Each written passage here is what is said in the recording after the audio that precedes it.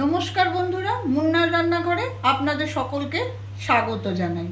আজ আমি চিকেন দো পেঁয়াজা রেসিপিটা করে দেখাবো। তার জন্য আমার যা লাগবে, চিকেন তো আমার অবশ্যই লাগবে। আমি 250 গ্রামের মতো চিকেন নিয়েছি। তার পরিমাণ মতোই আমি দুটো মাঝারি সাইজের পেঁয়াজকে এরমভাবে সরু করে লম্বা করে কেটে নিয়েছি। এটা যেহেতু দো পেঁয়াজা, তাই আমার পেঁয়াজের পরিমাণটা একটু বেশি লাগে অন্য চিকেন আইটেমের থেকে। আর এইরকমভাবে ডুমো করে আমি পেঁয়াজ কেটে নিয়েছি। এই জায়গায় আপনারা ছোট্ট ছোট্ট যে পেঁয়াজগুলো হয় সেগুলোও দিতে পারেন, কিছু লাগবে। আর অল্প আদা, আর গোটা 10 কোয়া রসুন, আর 3-4টে কাঁচা লঙ্কা আমি একসঙ্গে পেস্ট করে রেখেছি। আর আমার লাগবে টমেটো পিউরি। আমি দুটো মাঝারি সাইজের টমেটোকে সুন্দর করে পিউরি করে রেখেছি, মিক্সিতে গুঁড়িয়ে রেখেছি। লাগবে আমার গোটা 4-5 চামচ এরকম ছোট চামচের টক দই। আর গরম মশলা লাগবে, একটু মিষ্টি লাগবে, নুন লাগবে, সাদা তেল লাগবে, আর হলুদ গুঁড়ো লাগবে, গোটা জিরে আমার ফোড়নে লাগবে, আর লঙ্কার গুঁড়ো লাগবে। এবারে আমি শুরু করছি। কিভাবে করছি দেখুন। প্রথমে আমি সাদা তেল, কড়াইটা আমি আগে একটু জ্বালিয়ে নিয়েছি, কড়াইটা আমার গরম হয়ে আছে। আমি সাদা তেল এখানে দিয়ে দিচ্ছি, একটু বেশি দেবো, 6-7 চামচ মতো আমি সাদা তেল দেবো। তেলটা একটু গরম হয়ে গেলে আমি এতে জিরে ফোড়ন দেবো, এবং সেই সঙ্গে এই যে গোটা গরম মশলা রেখেছি সেটাও আমি ফোড়নে দিয়ে দেবো।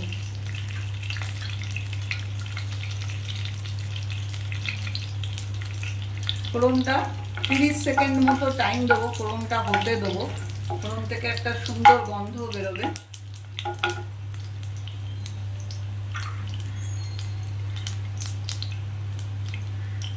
এবারে আমি এই যে সরু করে কেটে রেখেছি এই পেঁয়াজটা এখানে দিয়ে দেবো।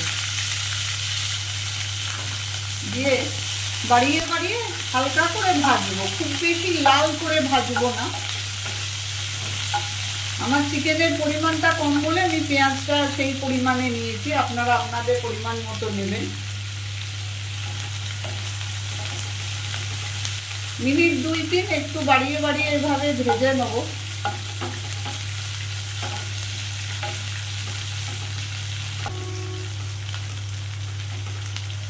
খুব একটা লাল লাল করে আমি পেঁয়াজটা ভাজবো না, হালকা একটু রং ধরলেই আমি এর মধ্যে চিকেনগুলো, যা আমি শুধু ধুয়ে রেখেছি, সেইটা দিয়ে দেবো।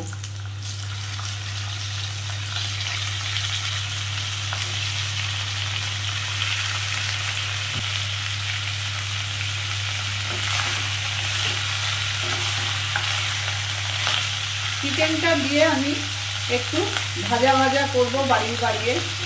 একটু চিকেনটা দেখবেন রংটা যখন চেঞ্জ হয়েছে তখন বুঝতে হবে যে চিকেনটা একটু হলেও ভাজা হয়ে গেছে। মিনিট 5 ধরে আমি এটাকে বাড়িয়ে বাড়িয়ে সমানে এটাকে ভাজতে থাকবো।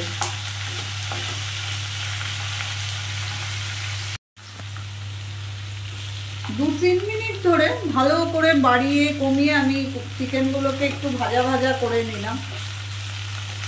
আমার চিকেনের রংটাই দেখুন চেঞ্জ হয়ে গেছে, হালকা করে একটা ভাজার রং এসে গেছে। এবারে আমি এর মধ্যে এই যে আদা, আমি কমিয়ে দিলাম আঁচটা, আদা রসুন আর কাঁচা লঙ্কার যে পেস্টটা করেছি সেটা দিয়ে দিলাম। সেই সঙ্গে টমেটো যেটা বেটে রেখেছি আমি সেটাও এর মধ্যে দিয়ে দিলাম। আঁচটা আমি বাড়িয়ে দিলাম। আমি কিন্তু কোনো জল ব্যবহার করছি না, আমি পরিমাণ মতো নুনটাও দিয়ে দিচ্ছি। একটু মিষ্টি আমি দিচ্ছি টেস্টের জন্য, আপনারা না চাইলে না দেবেন। এই সময় আমি হলুদ লঙ্কার গুঁড়ো এগুলোও দিয়ে দেবো। 1 চামচ, ছোট চামচ বলে আমি 2 চামচ হলুদ দিলাম, আর দেবো লঙ্কার গুঁড়ো 1 চামচ মতো দিলাম।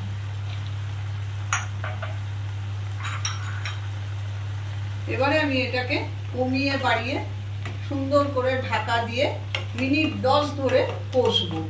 ঢাকা দিয়ে দিয়েও কষবো, বাড়িয়ে কমিয়েও কষবো, তাহলে আমার চিকেনটাও সেদ্ধ হয়ে যাবে এবং এই টমেটো পিউরি আর ইয়ের থেকে যে জলটা বেরিয়েছে সেইটার থেকে আমার চিকেনটা সেদ্ধ হয়ে যাবে। আলাদা করে কোনো আমি জল ব্যবহার করবো না, করতে প্রয়োজনও হবে না। আমি এবারে ঢাকা দিয়ে এটাকে সুন্দর করে মিনিট 10 ধরে কষবো। মিনিট 10 পর আমি ঠিক ফিরে এলাম। এবার আমি দেখবো চিকেনটা একটা সুন্দর রং এসছে দেখুন, আর সেদ্ধও প্রায় হয়েই এসছে। এই দেখুন পুরো কেটে যাচ্ছে চিকেনটা। এইবারে আমি এই যে দইটা ফেটিয়ে রেখেছি, এটা ফ্রিজ থেকে বার করে সরাসরি দই কোনোদিনই দেবেন না, তাহলে দইটা কেটে যাওয়ার একটা সম্ভাবনা থেকে যায়। একটু রুম টেম্পারেচারে এনে তারপরে দইটা দেবেন। আমি এই দইটা এর মধ্যে দিয়ে দিচ্ছি। আর এই যে পেঁয়াজগুলো আমি ছোট করে কেটে রেখেছি, এই পেঁয়াজগুলো আমি এই কাঁচা অবস্থাতে এই কারির মধ্যে দিয়ে দিলাম। দিয়ে একটু ভালো করে এটা মিশিয়ে নেব। নিয়ে মিনিট 5 আরও আমি এটা হতে দেবো, যাতে এই পেঁয়াজগুলো সিদ্ধ হয়ে যায়। এটা ভালো করে মিশিয়ে নিলাম।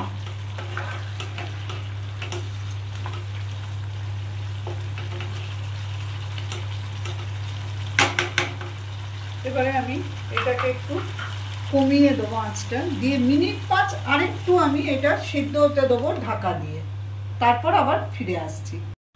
মিনিট 5 পর আমি ফিরে এলাম। এবারে আমি ঢাকাটা খুলে দেখব।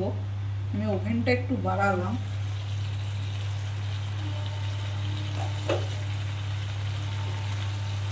এই যে বড় করে পেঁয়াজগুলো আমার অলমোস্ট সেদ্ধই হয়ে গেছে। আমার কিন্তু চিকেন দো পেঁয়াজা রেডি হয়ে গেল।